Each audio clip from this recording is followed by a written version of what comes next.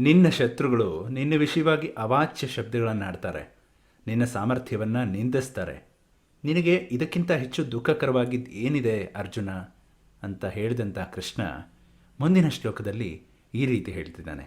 ಅದೇ ಸಾಂಖ್ಯಯೋಗದ ಶ್ಲೋಕ 37. ಹತೋ ವಾ ಪ್ರಾಪ್ಸ್ಯಸಿ ಸ್ವರ್ಗಂ ಜಿತ್ವಾ ವಾ ಭೋಕ್ಷ್ಯಸೇ ಮಹೀಂ ತಸ್ಮಾದುತ್ತಿಷ್ಠ ಕೌಂತೇಯ ಯುದ್ಧಾಯ ಕೃತನಿಶ್ಚಯಃ.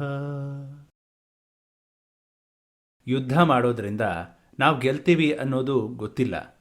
ಧರ್ಮಯುದ್ಧದಲ್ಲಿ ಸತ್ರೂ ಮೋಕ್ಷ, ಗೆದ್ದರೂ ಮೋಕ್ಷ.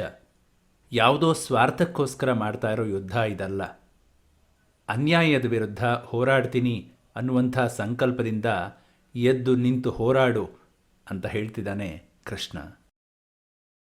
ನಾವು ಮಾಡೋ ಕಾರ್ಯದಲ್ಲಿ ಧರ್ಮದ ಪರಿಜ್ಞಾನ ಮುಖ್ಯ. ಯಾವುದೇ ಸ್ವಾರ್ಥ ಇಲ್ಲದೆ ಧರ್ಮದ ಮಾರ್ಗವನ್ನು ಅನುಸರಿಸುವಂಥವನು ಯಾವತ್ತೂ ಯಾವುದಕ್ಕೂ ಹೆದರುವಂಥ ಅಗತ್ಯ ಇರೋದಿಲ್ಲ. ಧರ್ಮ ಮಾರ್ಗದಲ್ಲಿ ನಡೆದರೆ ನನಗೇನಾಗುತ್ತೋ ಅನ್ನುವಂಥ ಭಯ ಬೇಡ. ಯಾಕೆ ಅಂದರೆ ಧರ್ಮದ ನಡೆಯಲ್ಲಿ ಫಲಿತಾಂಶ ಯಾವುದೇ ಇರಲಿ, ಅದು ನಮ್ಮನ್ನು ಮೋಕ್ಷಕ್ಕೆ ಕೊಂಡೊಯ್ಯುವ ಸಾಧನ ಆಗಿರುತ್ತೆ ಅಂತ ಕೃಷ್ಣ ತಿಳಿಸ್ತಾ ಇದ್ದಾನೆ.